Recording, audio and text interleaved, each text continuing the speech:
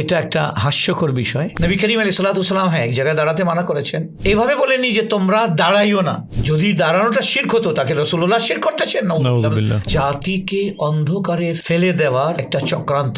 হুজুর, আমরা social media দেখি, ইউটিউবে যদি শিরক লেখা যায় বা ফেসবুকে শিরক লেখা যায়, তাহলে বিভিন্ন ধরনের বক্তার বক্তব্য আসে। কেউ বলে যে কারো সম্মানে দাঁড়ানো শিরক, কেউ বলে জাতীয় সঙ্গীত পড়া শিরক, কেউ বলে টিচার ক্লাসরুমে আসলো তার জন্য দাঁড়ানো শিরক। এই ব্যাপারে ইসলাম কি বলে? এটা একটা হাস্যকর বিষয়। কারোর জন্য দাঁড়ানো এটা কেন শিরক হবে? বুখারী শরীফের হাদিস, প্রিয় নবী আলাইহিস সালাতু ওয়াস সালাম ইরশাদ করেছেন, কুমু ইলা সাইয়্যিদিকুম, তোমরা তোমাদের সর্দারের সম্মানার্থে দাঁড়াও। তো এই দাঁড়ানোটা নবী করিম আলাইহিস সালাতু ওয়াস সালাম এক জায়গায় দাঁড়াতে মানা করেছেন, ওয়ালা তাকুমু কাল আজিম, তোমরা অনারবের মতো দাঁড়াইও না। মানে এইভাবে ইয়ে করে ঘন্টার পর ঘন্টা দাঁড়াইও না। রাজা বাদশাদের সামনে যে আগে মানুষ যেভাবে দাঁড়াইতো, সালাম যেহেতু রাহমাতুল লিল আলামিন, উনি চাননি যে আমার উম্মত যে আছে কারো সামনে ঘন্টার পর ঘন্টা এভাবে দণ্ডায়মান হয়ে সে কষ্টের মধ্যে থাকো। এইভাবে বলেনি যে তোমরা দাঁড়াইও না, তোমরা অনারবের মতো দাঁড়াইও।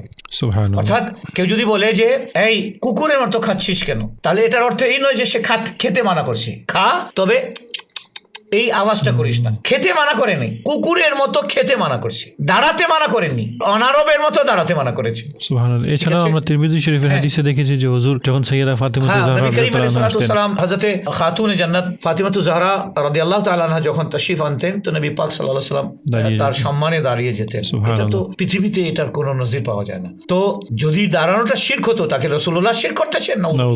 যিনি শিরকে দাফন করার জন্য, শিরকে যিনি ধ্বংস করার জন্য, শিরকে মিটানোর জন্য যিনি এসেছেন, তিনি কি শিরক করবেন? তো এটা হাস্যকর বিষয়। দাঁড়ানোটা শিরক না। আমরা তো আমাদের প্রাইমারি টিচাররা যখন স্কুলে, কলেজে, ইউনিভার্সিটিতে টিচার এসে যখনই আসতেন আমরা সবাই দাঁড়িয়ে যেতাম। একজন অফিসার আসে, বাকিরা সবাই দাঁড়িয়ে যায়। এসপি সাহেব আসে, সমস্ত পুলিশ দাঁড়িয়ে যায়। এমপি আসে, যত অফিসার আছে দাঁড়িয়ে যায়। মিনিস্টার আসলে বাকি সবাই দাঁড়িয়ে যায়। তাহলে কি সবাই মুশরিক হয়ে যাবে?